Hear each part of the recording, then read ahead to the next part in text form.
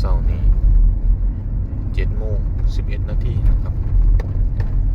มองอย่างจัดเลยอุณหภูมิกำลังเปลี่ยนแปลงครับ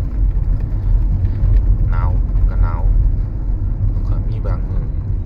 อบอุ่นขึ้นบ้างนะครับถึงตอนนี้ก็อยู่ที่ประมาณ7 องศานะครับอากาศอุ่นมาส่วนกับอากาศหนาวมองกันเลยแห้งครับทัศนวิสัยในการมองเห็นสั้นมากครับ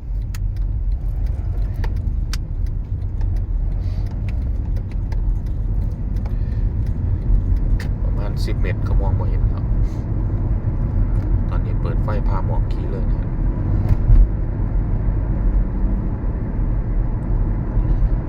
ค่อยๆไปเบิ่งรถสวนมากครับ